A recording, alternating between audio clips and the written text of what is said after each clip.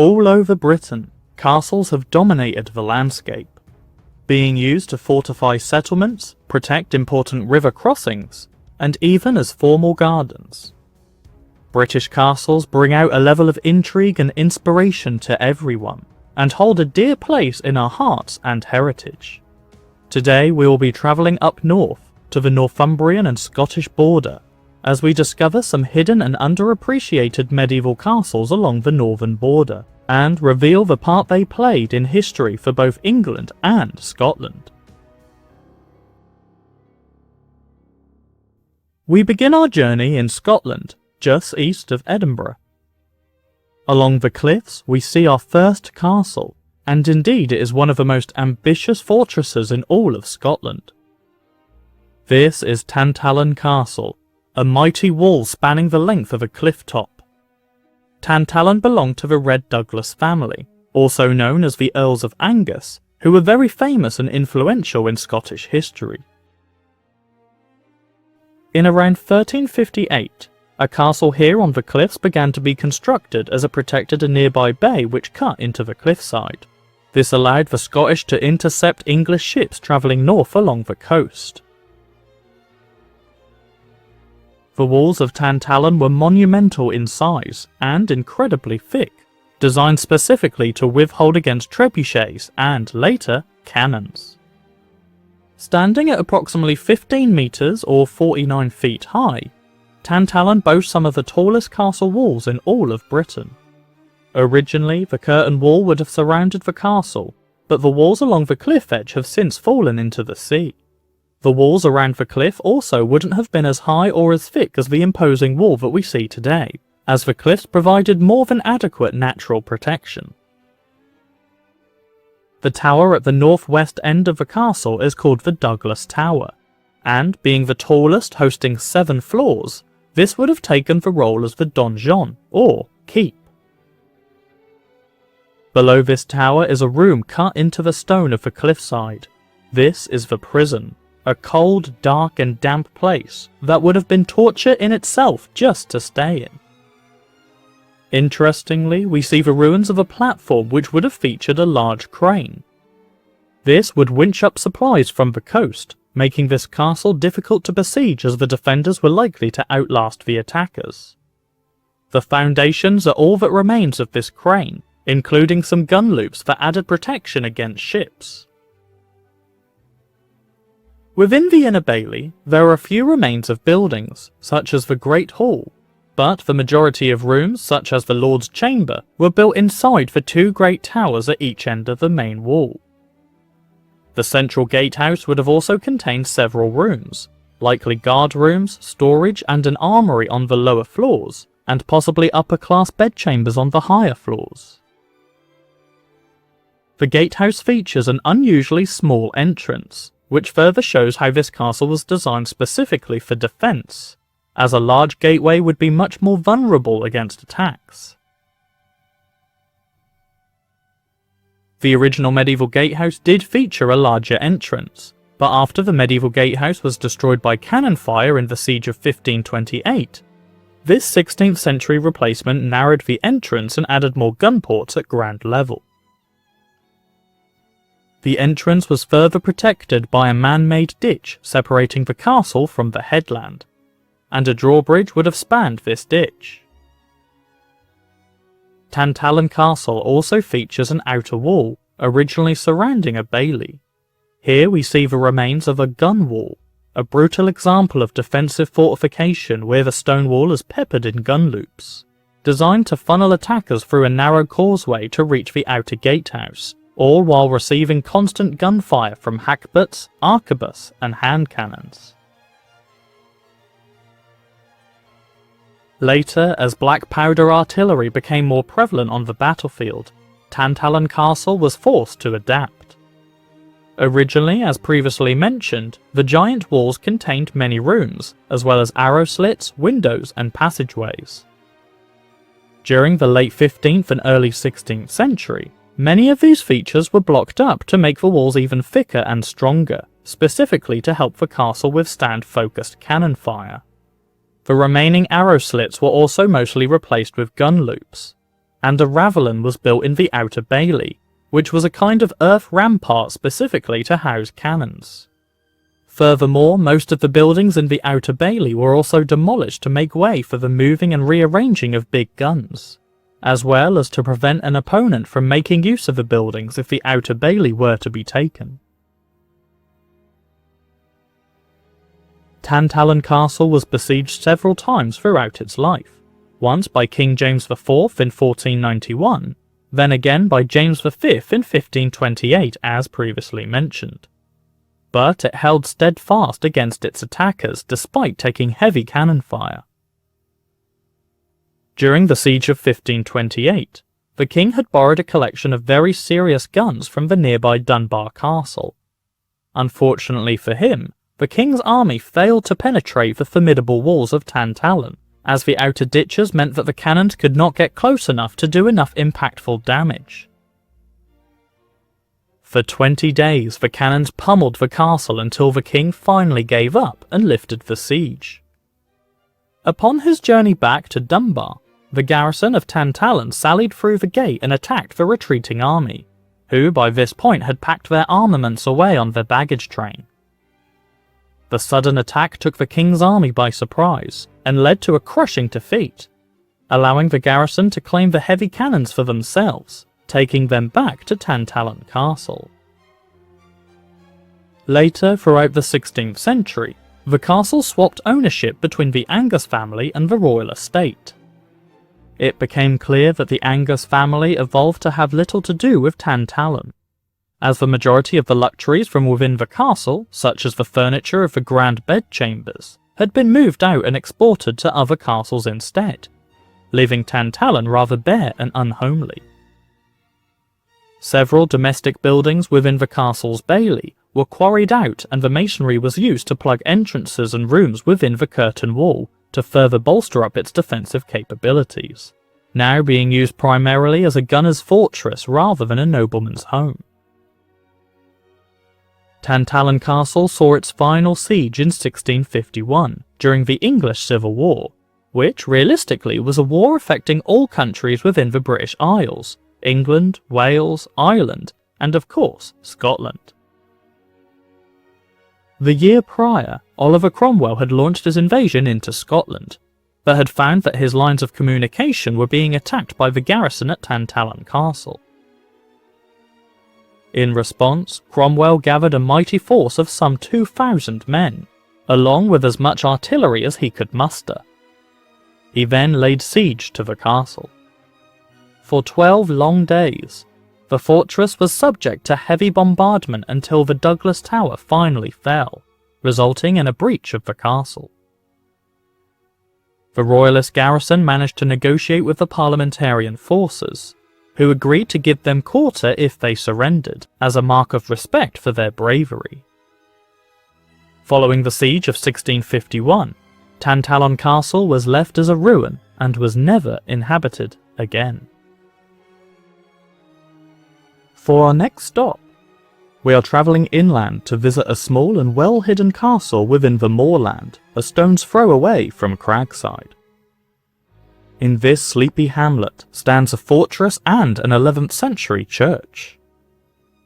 This is Edlingham Castle.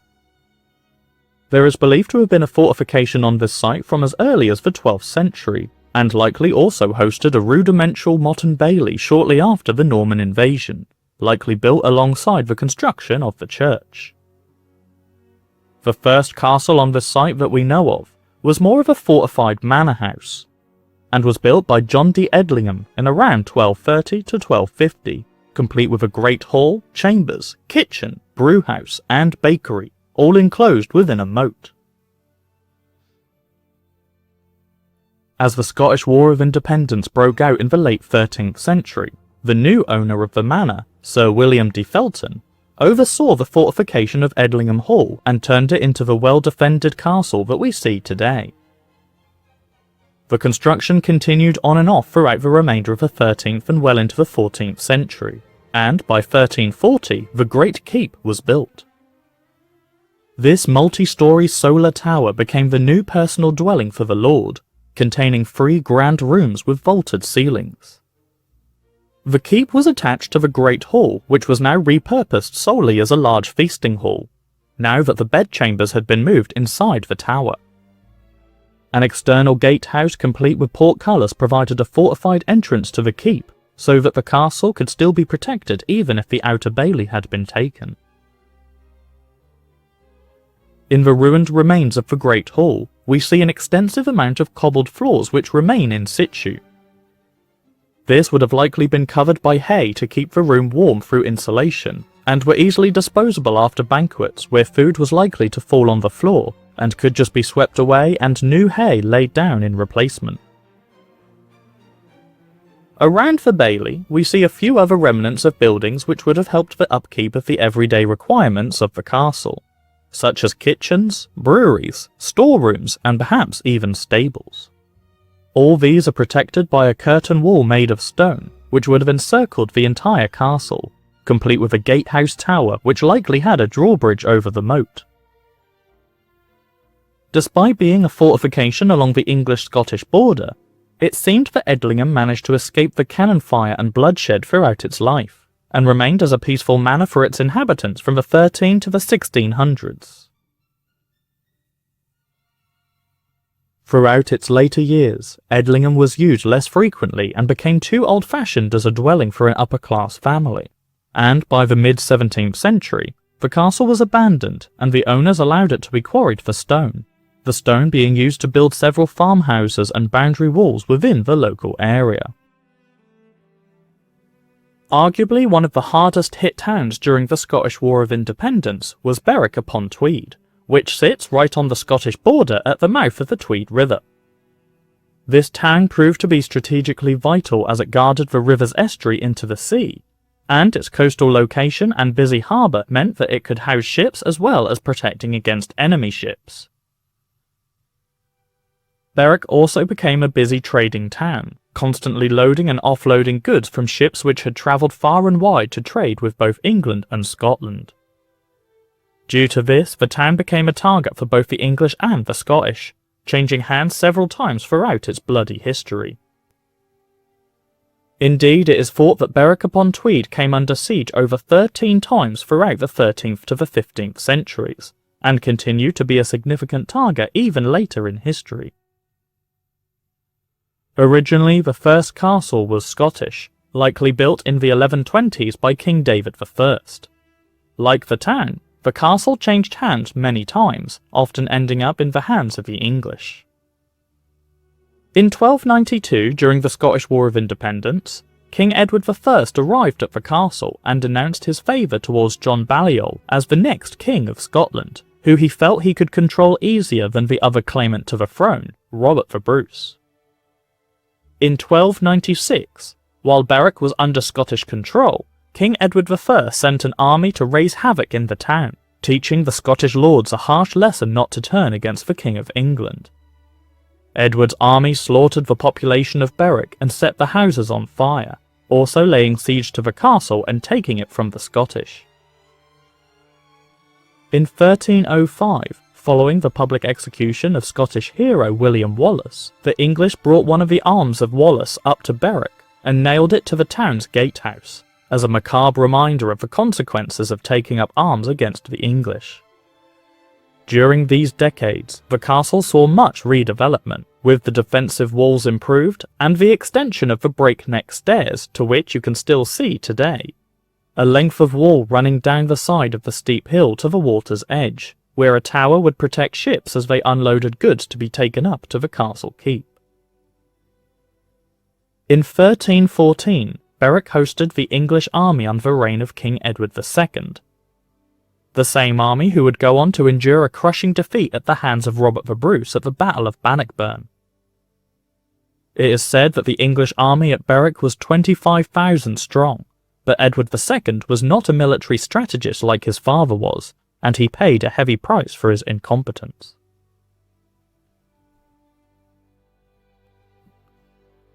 Berwick-upon-Tweed continued to be held hostage by both the English and the Scottish for the next 200 years, until finally it was included in a peace treaty called the Treaty of Norham.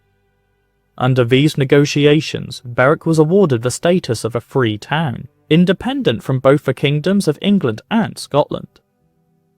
In reality, Berwick was still controlled by the English and answered to the English Parliament, but it was still outside the authority of any English sheriff or county representative. The castle of Berwick was largely forgotten about by the 16th century, but the town was still vitally important for the security of England, as new tensions between England and Scotland had once again arisen. As such, a monumental construction project was started to improve the defences of the town, using the most modern methods of fortification which came from Italy, known as tracé italienne, meaning bastion fort.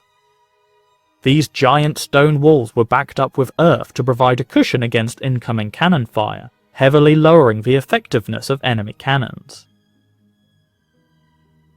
The ramparts were designed in a way that defensive cannons could fire at almost any angle, leaving no blind spots or vulnerable areas.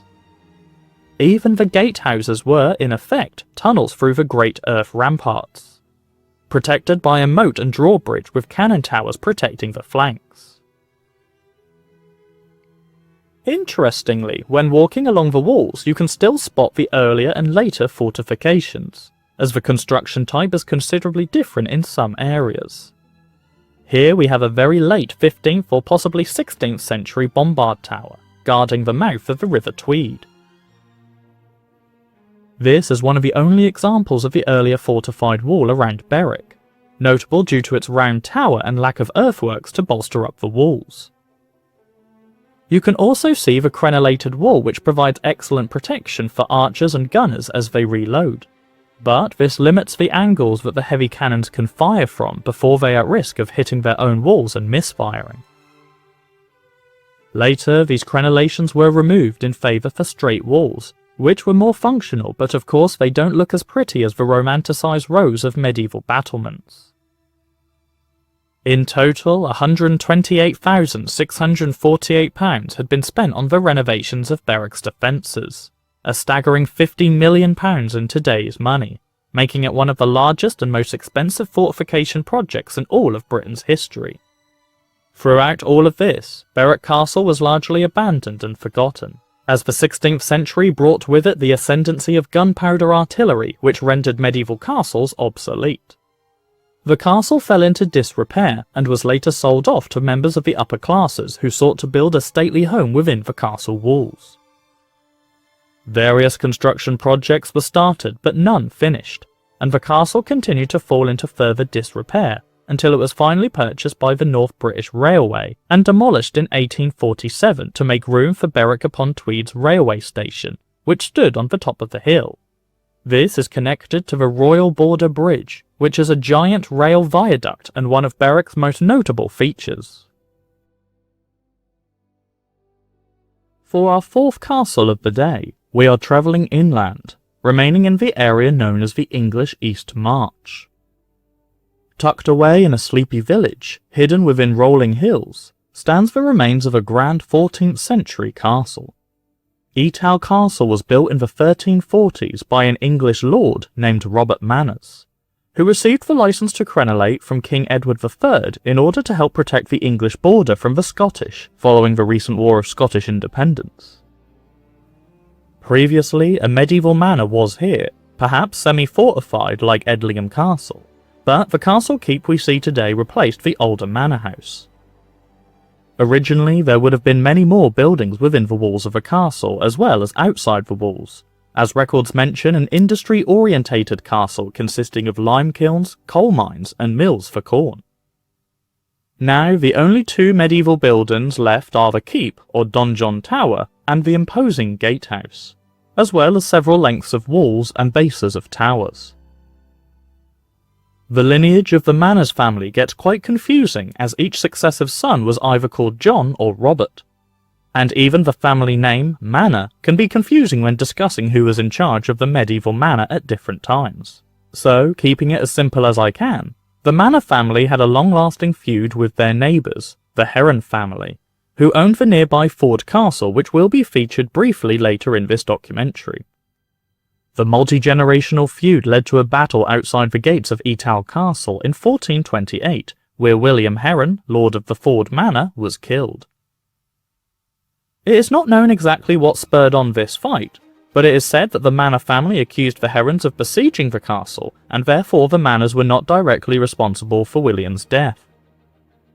Compensation for William's death at the cost of 250 marks were paid to the Heron's widow, and it appears that this was the final note regarding the Manor and Heron feud. Over the 15th century, the estates held by the Manor family fell into poverty, mainly due to being constantly attacked and pillaged by the Scottish along the border. As such, the family's interest in upkeep for the castle began to dwindle, as they sought out more prosperous lands further south of the border.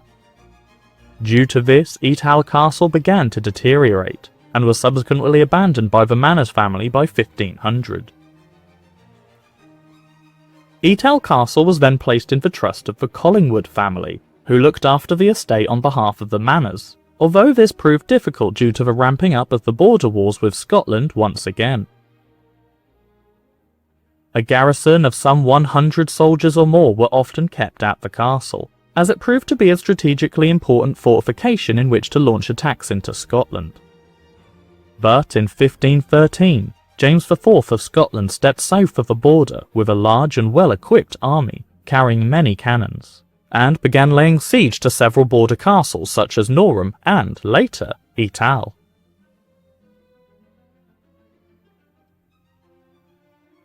A month after the invasion into England, however, James IV was slain at the Battle of Flodden, only a stone's throw away from Etal, on the 9th of September 1513. King James IV was the last monarch to die in battle in the British Isles.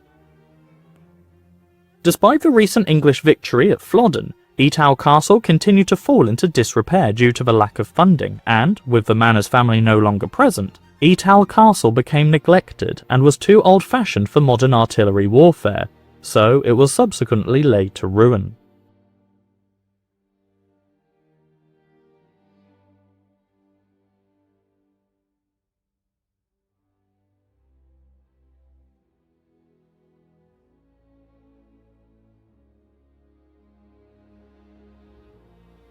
As mentioned, just down the road from Etal, we have Ford Castle. We cannot go into much detail about Ford as it is a private residence, so extensive photography is not possible. But it also shares much of the same history throughout the 14th to the 16th centuries as Etal Castle. Just like Etal, the castle began life as a manor house, owned by the previously mentioned Heron family. It was given license to crenellate in 1338, and it is soon after this when the feud between the Herons and the Manners began. Unlike Etal, however, the castle was not abandoned following the advent of gunpowder technology, but instead it kept in the family name, and was converted into a Tudor mansion, with the majority of what you see today being built in the late 17th century. Despite this, you can still see clear remnants of the original 14th century castle, most notably the donjon keep at the rear of the mansion, as well as the large square tower in the foreground. Ford Castle is a more uplifting story regarding how some of these once war-torn border castles did indeed survive and saw prosperity after the border wars between Scotland and England.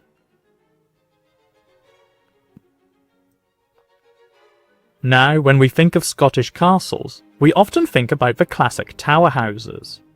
Tower houses, or peel towers, became a popular form of local defence during the border wars of the 14th to 16th centuries.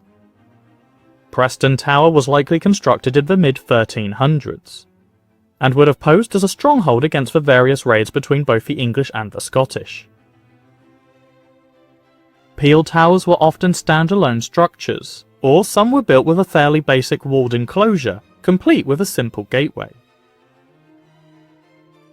Both the Scottish and the English found themselves launching small-scale raids into towns and villages, exchanging a tit-for-tat bout of violence as they pillaged farmsteads and stole livestock. Tower houses acted as a lookout, providing early warning for when enemies were spotted heading towards the villages. They also acted as effective strongholds to protect the locals while pillaging took place in the area around them. And tower houses could also be used to house garrisons of soldiers to act as a deterrent, sometimes preventing an attack altogether. Importantly, these tower houses were not castles, as they were often not looked after or lived in by a local lord, so they did not contain any of the fancy grandeur or luxuries of a nobleman's home. These were instead often fully functional utilitarian strongholds designed as a final measure against invading raiders. Preston Tower continued to be in use for over 200 years, and indeed it used to be twice the size as it is today. A model on the ground floor of the tower house shows how large Preston Tower used to be in its heyday, featuring another set of 2 towers and many more rooms. By 1603, there were at least 78 tower houses dotted along the northern border, and following the peace treaty between England and Scotland signed in the same year, the majority of these tower houses were ordered to be demolished as they were no longer required. When travelling along these border areas, you can still see many of these peel towers standing on hilltops or hidden within valleys in a semi-ruinous state. Preston Tower, despite being slighted and half of the tower gone, is a remarkable survival of this bygone era of hostility and turbulence between the 2 warring factions. And for just £2, you can visit this great keep and climb up to the roof, looking out over the local landscape like guards would have done over 600 years ago. For our next castle, we visit one of the largest and most notable fortresses in all of northern England. This is Warkworth Castle, considered to be one of the big 3 medieval castles on the English border with Scotland, the other 2 of course being Bamborough and Alnwick. Out of the 3, Warkworth is generally considered to be the underdog, with Bamborough and Alnwick certainly taking the limelight. But Warkworth has a rich history due to its ties with a certain prominent medieval family. For this castle we won't go into the full history of its origins. Essentially it began life as a Norman motte and bailey in the 1100s and gradually expanded throughout the centuries, likely being remodelled in stone following the anarchy in the mid-12th century. The majority of the castle walls, towers and the formidable gatehouse was built in the 13th century, and the keep was constructed in the 14th century. Warkworth Castle became the main home of the Percy family, who were arguably the richest and most powerful medieval family in all of northern England. Henry de Percy, very much seen as the forefather of the family's rise to prominence, was a knight in the service of King Edward III.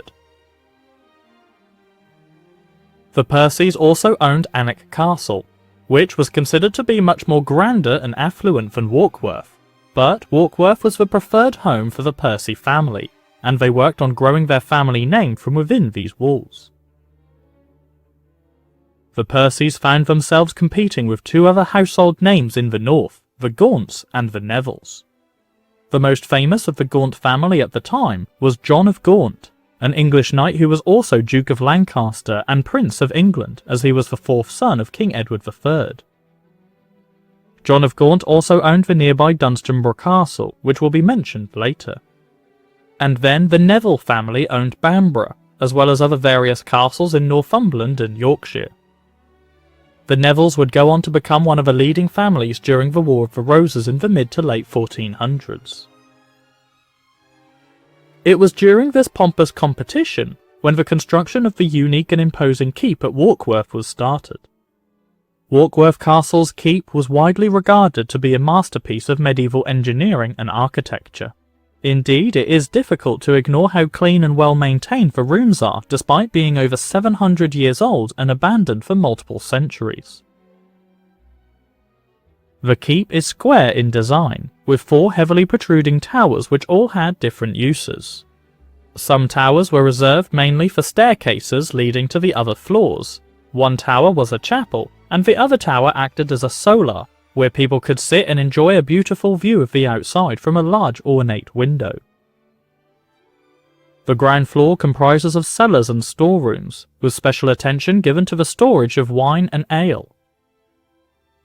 The first floor features a great hall, although this would be reserved for much more private and smaller functions since there was a much larger great hall outside in the inner bailey. The previously mentioned chapel is situated in the room next to the hall, and the Lord's bedchambers are on the other side. One of the most curious components of the keep is the light well which runs through the centre of the tower. This featured internal windows at each level, and was made to allow light to flow in and illuminate the rooms from the inside. At the bottom of the light well, a large tank would collect rainwater which could then be used for washing. At the very top, a lookout tower stood high above the roof of the keep. The west range within the castle's bailey walls are one of the latest adaptations to the castle.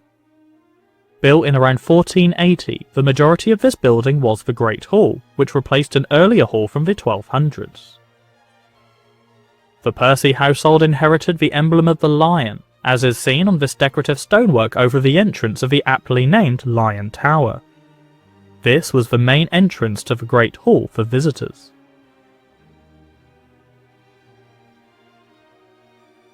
The Percy family continued to rise in notoriety throughout the late 1300s, with Henry Hotspur Percy being one of the most famous members of the household. Hotspur fell out with the King of England and led a rebellion which climaxed at the Battle of Shrewsbury in 1403, where Hotspur was struck in the face by an arrow and subsequently killed. Notably, another prominent knight present at the Battle of Shrewsbury was Prince Henry, who'd grow up to become King Henry V. The prince was also shot in the face by an arrow during this battle, but he was lucky enough to receive experimental medical assistance and managed to survive and recover. As we venture back north across the border into Scotland, we stop off at another castle of significant importance. Dirleton Castle sits around 30 kilometres east of Edinburgh, and was built in the 13th century on a rocky crag overlooking the village. Despite a rocky start, being besieged at least twice during the War of Scottish Independence, Dirleton managed to escape much of the turbulence of the border wars. During the 15th century and into the 16th century, the castle was remodelled into a luxurious home, with the owners, the Halliburton family, prioritising domestic bliss rather than cannons and armaments. Make no mistake, Dirleton Castle was still a heavily fortified beast of a castle, but the Halliburtons enjoyed tending to their extensive gardens and banquets, as can be seen when venturing into the medieval kitchens. Two giant fireplaces dominated the kitchen room, each one large enough to roast an entire hog. Underground, expansive storerooms would have been filled with ale, wine, and all sorts of luxurious foods. Dirleton Castle was later passed over to the Ruthven family, who got themselves involved in several plots of treason. For this, the lord of the manor, William Ruthven, was executed and his lands were forfeit to the crown. Interestingly, despite the castle being abandoned, Oliver Cromwell was forced to lay siege to Dirleton Castle during the English Civil War, as a band of marauders had taken up residence within the castle walls. Just south of Edinburgh stands a grand castle which is one of the best preserved fortresses in all of Scotland. Craigmillar began life as a humble tower house, likely built in the late 14th century, but thanks to the Preston family of Craigmillar, it was carefully looked after and renovated to continue being a castle fit for royalty throughout the centuries. Craigmillar's tower house is still the tallest part of the castle, standing proud on a rocky outcrop overlooking the landscape. The keep is 4 stories high. A cellar is at the ground level, which was originally one large room, but then the dividing walls were built later.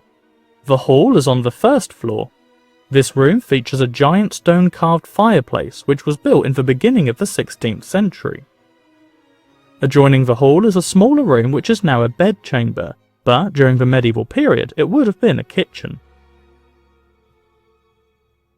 The lord of the castle would reside on the 2nd floor within his private chambers.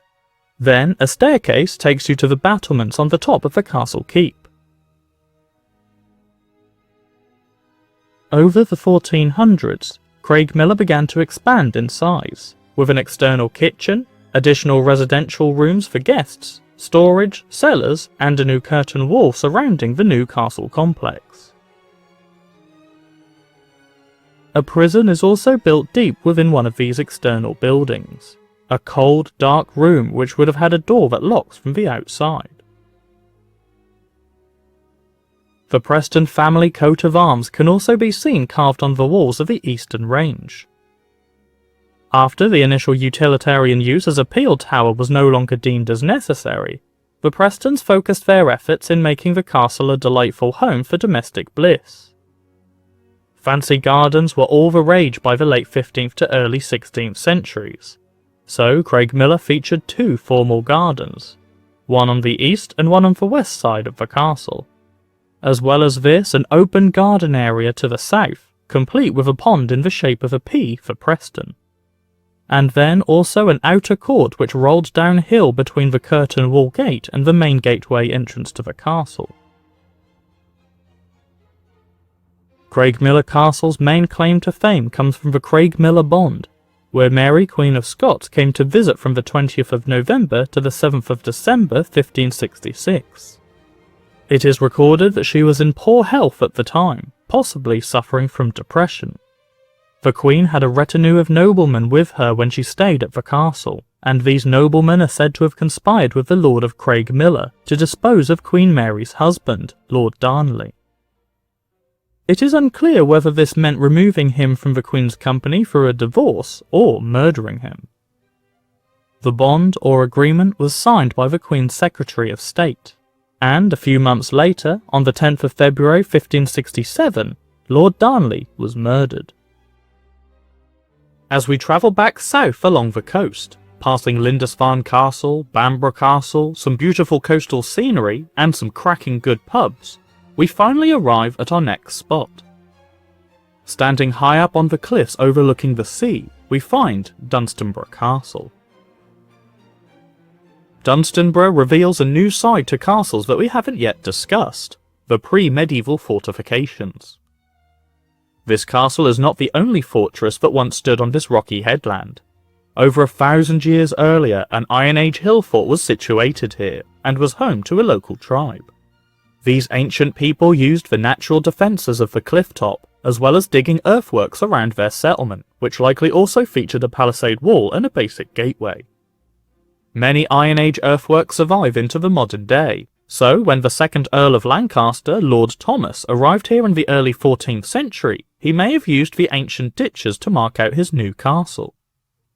Dunstanburgh Castle was built between 1313 and 1322 AD, and it was specifically designed to show off his wealth and status, just like both Bamborough and Warkworth nearby. One of the main features of this castle that stands out the most is the gatehouse.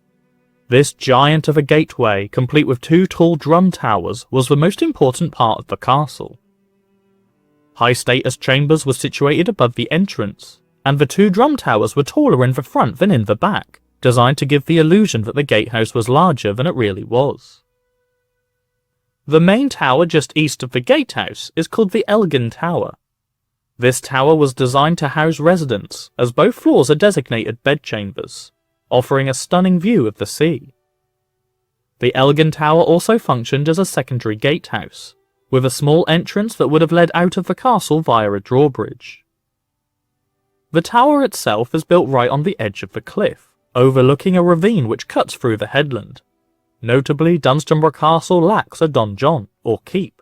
Instead, all the residential buildings are built within the towers along the walls. During the 1320s, tensions began to rise between the King of England and various noblemen, who became unhappy with how King Edward II was handling the ruling of the country. Following the death of his father, King Edward I, the Scottish began to make a pushback against the English forces, and the English noblemen blamed the frailty of King Edward II's leadership. Lord Thomas, the Earl of Lancaster, led a rebellion against King Edward II, which climaxed at the Battle of Boroughbridge on the 16th of March 1322. The King's army won the battle and managed to capture Lord Thomas of Lancaster as he fled back towards the safety of Dunstanburgh Castle. He was sentenced to treason and subsequently executed on the 22nd of March. Lord Thomas had only visited his castle at Dunstanburgh once before he was killed. The other prominent tower is called the Lilburn Tower. This tower was named after John de Lilburne, who became Constable of Dunstanburgh following the execution of the Earl of Lancaster. We don't know what the tower may have been called when Thomas was still alive. The Lilburne Tower was used to house the garrisons of soldiers defending the castle. 4 smaller towers on top of the Lilburne Tower were purposefully made extra tall so they provided an excellent viewing platform over the local landscape. It is thought that the tower was purposefully made this high and on the highest point of the headland, so that it may constantly be seen by neighbouring lords as a reminder of their constant egocentric competition with each other.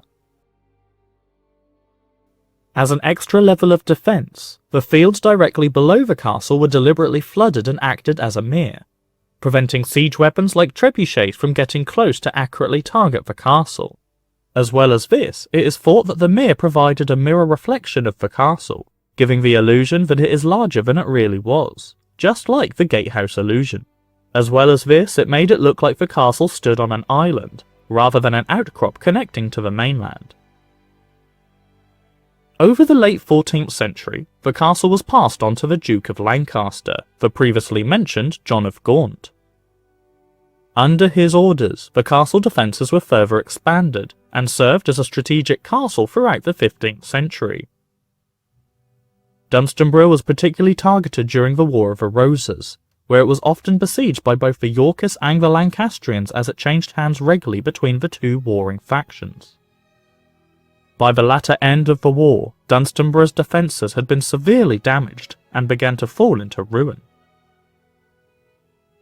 As the Scottish border around the area gradually became more stable, it was deemed unnecessary to chalk up the funds required to repair the castle, and so it continued to become more dilapidated.